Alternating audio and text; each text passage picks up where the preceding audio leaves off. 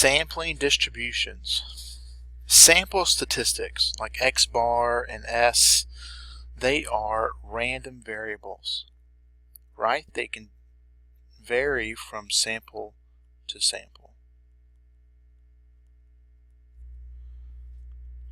And so we can describe them by their probability distributions.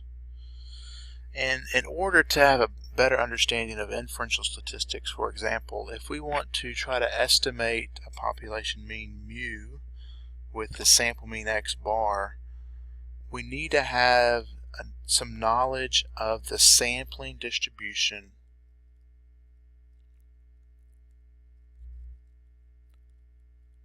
of our statistic.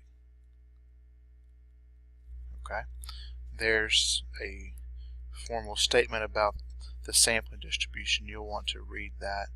Basically, we want to know, hey, what is if x bar is possibly different from sample to sample, what is its mean, what is its variance, and what's the shape of the distribution of x bar. So we are looking here in this lesson at the sampling distribution of the sample mean. So more specifically, for a variable x and a given sample size, we want to know something about the distribution of x bar. Again, this is called the sampling distribution of the sample mean. A little redundant here. And it turns out that under certain conditions, x bar is approximately normal. Okay, so let's give a little more notation to some of the things that we have done so far, and some new things that we will do. For a random variable x, we're going to let it have a mean mu or mu sub x. That's going to be the population mean of that random variable. Sigma or sigma x is the population standard deviation. So the subscript denotes that we're dealing with x as our random variable. Now if we think of x bar, the sample mean, as a random variable, which makes sense to do so, we're going to use the parameters mu sub x bar and sigma sub x bar. Well, what are these things? Mu x bar is the mean of the sample means.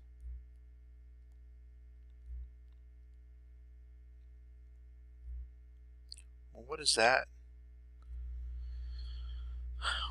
What is that telling us? The mean of the sample means. Well, suppose that we had 10 people in a room, and that was our sample, and we took the average height of those 10 people. So we would have an x bar for those 10 people. Suppose there was another room down the hall with 10 people in it, and we got their average height. So that would be another x bar. And we could continue this process and collect several many different x bars for samples of size 10. And so the average of all those x bars is going to be this mu sub x bar quantity. And the standard deviation of all those x bars is going to be sigma sub x bar. Okay, so this is the standard deviation of the sample means, okay, for that particular sample size from that particular population. Now, it turns out that in sampling simulation experiments, it can be noted that as n increases, the means pile up in a more bell-shaped way, regardless of the shape of the original population's distribution. Well, let's see. I want us to quickly look at a discussion from your textbook.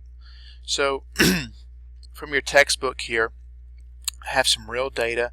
It's the histogram of ages for 500 pennies. So ages from 0 all the way, so brand new pennies, all the way up to 40 years old. And here's the histogram for those 500 pennies. And what the authors did was they treated this as their population, and they randomly sampled a sample of size 5 from that population, and they computed a sample mean. That was y bar. Now they did that process 25,000 times, and so they have 25,000 Y bars. 25,000 samples were taken from this population, and they looked at the histogram of all those Y bars. That's the sampling distribution of Y bar for n equal to 5. And so look at that histogram here. This is the sampling distribution of the sample mean when n is 5.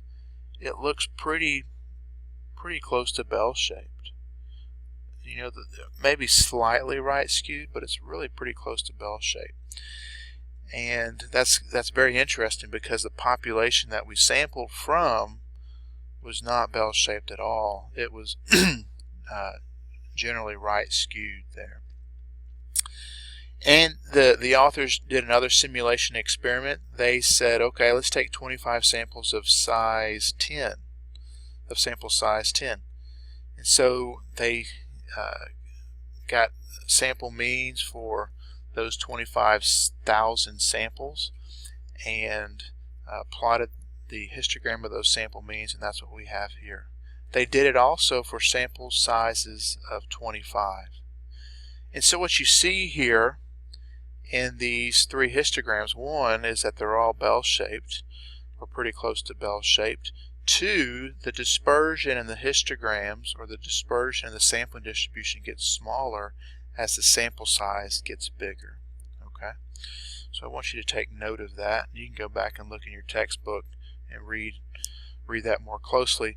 But the question is, will the means always pile up like that in a bell-shaped curve? And yeah, it really is the case for almost any distribution that we're going to look at. That happens. Okay, the means will be distributed approximately bell-shaped for large sample sizes.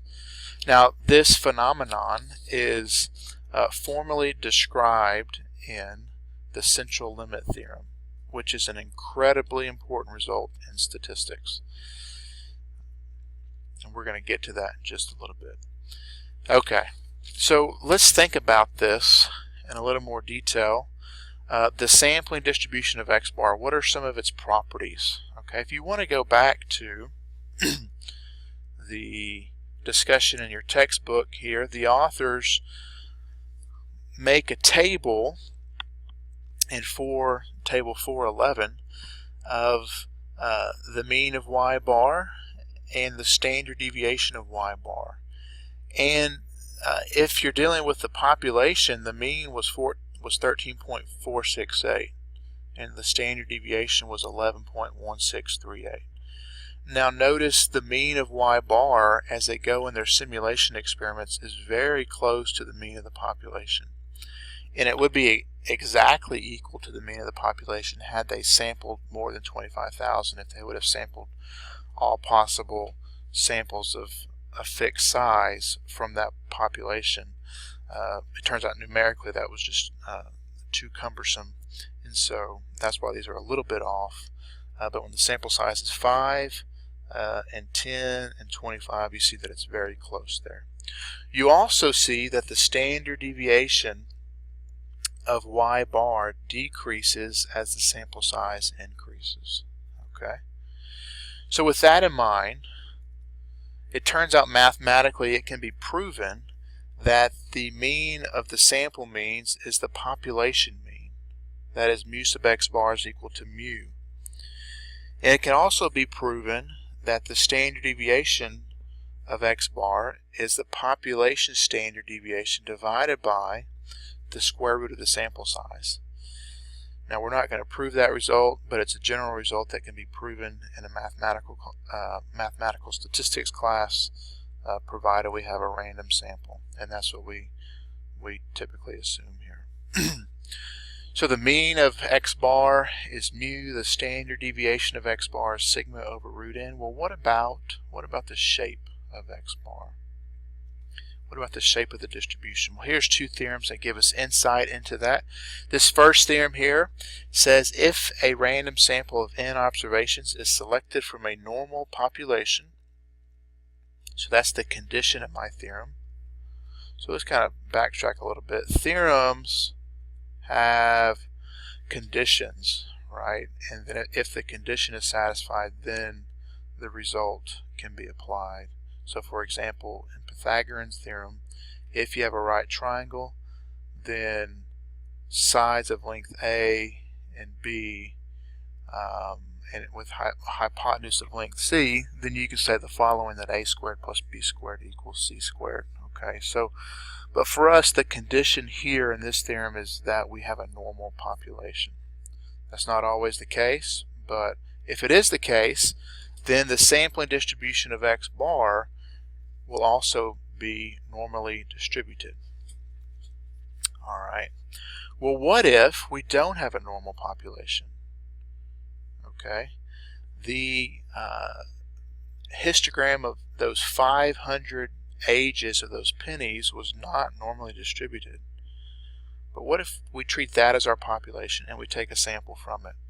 Well, the simulation experiments in the text demonstrated that that the distribution of y bar was starting to get bell-shaped, starting to look normal. And it turns out the central limit theorem, a theorem we're not going to prove in here, but can be proven in a mathematical statistics course. That theorem verifies that result, or provides the basis or the understanding for what we're seeing in those simulation experiments. What does it say? It says let x1 up to xn be a random sample from any population. It doesn't have to be normal. It works from any population. Then, for sufficiently large sample sizes, the sampling distribution of the sample mean is approximately normally distributed. The mean of x bar is mu, and the standard deviation of x bar is sigma over root n. Okay, we had already seen those two results from before.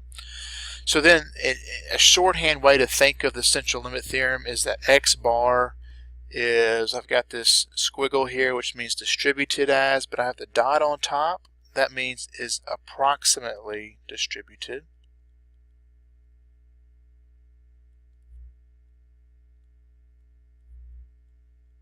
Okay, x bar is approximately distributed normal, and the mean of x bar is mu, and the standard deviation of x bar is the population standard deviation over the sample size.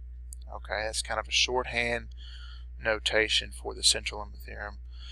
Now, the big condition here is that we have a sufficiently large sample size.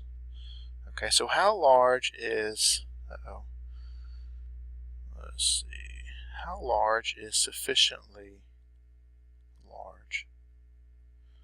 Now, most elementary textbooks suggest a minimum of 30. Really, the truth is that this is too rough a rule of thumb. But for most cases that we're going to consider in this class, and in many cases for applied statistical settings, that's good enough. And we're going to treat that as kind of our large enough threshold value, just to have a point of reference to apply the central limit theorem. But simulation studies suggest that's pretty good. N equal to 30 is pretty good, and we're going to go with that throughout this course. An additional result from the central limit theorem would be this. I can take x bar and I can standardize it. So if I want to standardize x bar, I would subtract off the mean of x bar. Well, what's the mean of x bar? It's mu. Okay. So I'm going to subtract off mu, then divide by the standard deviation of x bar. Well, what's that? It's sigma over root n. So that's actually a fraction bar there. So, I didn't mean to do that. Let's see here. Okay. So, I have standardized x bar, and if x bar is approximately normal, then x bar standardized would be approximately standard normal. That is, it has a mean of 0 and a standard deviation of 1. okay, for sufficiently large values of n. All right, here's a quick example. And this just illustrates the top theorem on this page. Suppose IQ scores are normally distributed with a population mean of 100 and a standard deviation of 16. What is the sampling distribution of the sample mean for samples of size 16? So what we're getting at here is if we take a sample of size 16 out of the population, how is x bar distributed? Because from sample to sample, x bar is different potentially. What kind of distribution does it have? Well, the first theorem gives us the answer to that. If we are taking a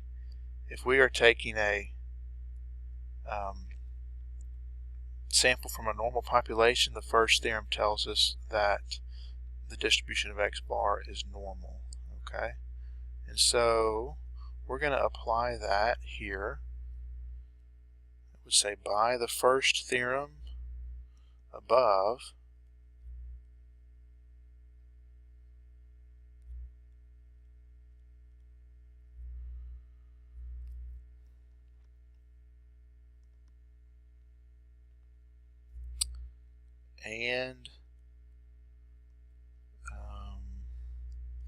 and because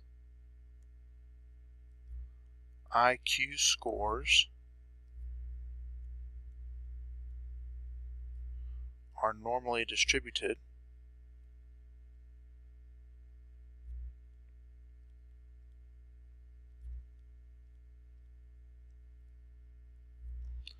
we have that x bar. I'm justifying the sampling distribution because of the theorem above and IQ scores are normally distributed. We have that x bar is distributed normal, and the mean of x bar, mu sub x bar, is mu. Well, what's the population mean? Well, it's 100. What's the population standard deviation? Well, it's 16, but the standard deviation of x bar is going to be sigma over root n, which is going to be 16 over the square root of my sample size is 16 here. So I'm running out of space, but that ratio there is 4. So x bar is distributed normal with a mean of 100 and a standard deviation of 4. Problem 2 here, suppose we bump up the sample size to 64. What does that do? What does that do to the distribution of x bar? Well, we still apply the theorem from above, and we would see that x bar dot dot dot is normal. The mean is still mu, which is 100, but the standard deviation has changed. The standard deviation of x bar is sigma over the square root of n, which is in this case 16 over the square root of 64. That's 16 over 8, or 2 there. So the standard deviation has gone from 4 to 2 with the increase in sample size. Okay, this illustrates the top theorem. And here's some pictures of those distributions. There's the distribution of x bar when n is 16. It's normal, centered at 100. And there's the distribution of x bar when n is 64. You can see the dispersion tightens down with a larger sample size. Okay. All right, moving along here to another example. Assume that the population of human body temperatures has a mean of 98.6, as is commonly believed, and that, so if x is body temperature, let's just back up. Okay, so x is body temperature here. The mean of x is 98.6. Now, it makes sense that the body temperature varies slightly, and that the amount that it varies by is described by the standard deviation of 0.62. That's sigma there. Okay. Now, suppose we take a sample of size 30. So we get 30 people, and we compute the average temperature of those 30 people. What is the chance that that average temperature is 98.5 or lower? So I'm interested in this probability, the probability that x bar is less than or equal to 98.5. That's what I want. Okay. Well, I want to compute a probability about x bar. What do I know about x bar? Well, x bar is the sample mean. What kind of population does it come from? Well, all I know is the population has this mean and this standard deviation. I don't know if the population is distributed normal or not. So what can I do? Well, I can apply the central limit theorem. The central limit theorem has the sufficiently large sample size as the requirement. And that's what I've got here. My sample size is 30, so it's large enough. So I'm going to apply the central limit theorem. So just, let's see here. So by the CLT, x bar is approximately normal, and the mean of x bar is going to be the mean of the population. That's 98.6. The standard deviation of x bar is the standard deviation of the population divided by the square root of 30. Okay? So, and I'll do that computation in a little bit. So coming back to this probability here, it's the probability. What do I do? I'm computing a probability about a random variable. And I know the distribution of that random variable is approximately normal, so I'm going to transform it to a standard normal, so I can use my standard normal table to get to this probability here. So if I standardize x bar, I'm going to subtract off its mean and divide by the standard deviation of x bar. I'm going to do that to the right hand side of the inequality in terms of the value. So I'm going to have 98.5 minus 98.6 divided by 0.62 over the square root of 30. Alright, so that equals the probability that z is less than or equal to negative 0.88. Now I'm going to allow you to look that up in your normal table. If you do that, you're going to see that the left area associated with negative 0.88 is 0.1894. And this is approximate. This is approximate.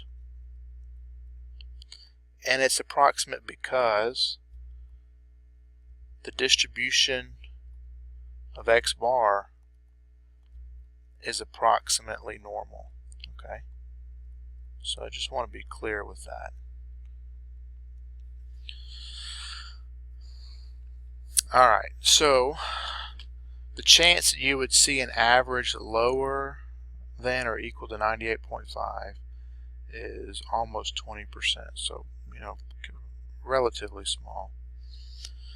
What if we look at 106 people, alright, and we want to compute again the same probability that the sample mean body temperature is less than 98.5. I'm not going to do all the details here, but if you work through it, that's equal to the probability that z is less than or equal to negative 1.67, and that turns out to be 0.0475. So this probability here, I'll back up a little bit.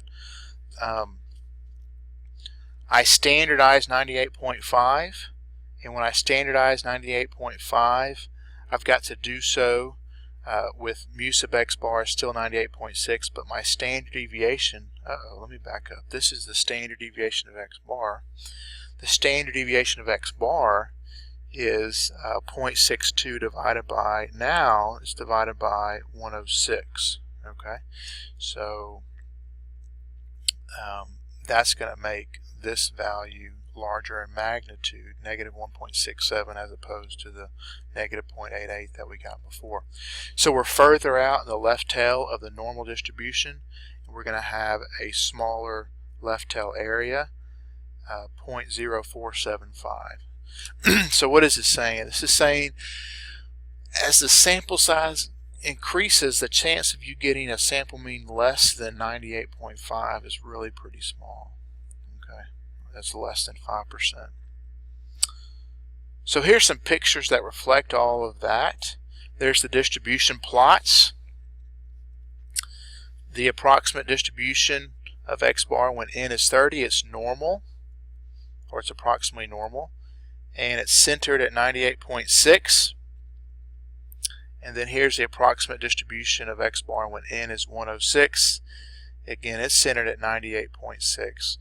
But what I've done is I've got 98.5, and I'm interested in the area under the curve to the left of it. Well, for the first distribution, that area was I need to change that. It's really 0.1894. And for the second distribution, that area was 0.0475. So you can see, in the picture, how that left tail area goes from this bigger piece here, to this smaller piece here. Okay, so that is the picture of those distributions there. All right. Okay. Let's see. One more question. This is going to wrap up sampling distributions. Okay, good. Find the probability that an individual randomly chosen has a temperature less than 98.5. So this is what we want, the probability that x is less than 98.5. Okay. Well, if we knew that x was normally distributed, we could get to this probability. But we don't know that. We don't know the distribution of x. Now this is a powerful result, that we don't know the distribution of x. So this kind of probability, for our purposes, we're not going to be able to get to it. We might could put a bound on it using some sort of Chebyshev's theorem result, but we're not going to do that. What I'm getting at with this bullet is that the central limit theorem allows us to compute probabilities about x bar even when we don't know the underlying population's distribution. Okay, so we can say something about the distribution of x bar before we can say something about the distribution of x. And that's the power of the central limit theorem. Again, the condition for the central limit theorem is to have a large sample size, and then you can do quite a bit with it. And this concludes our video.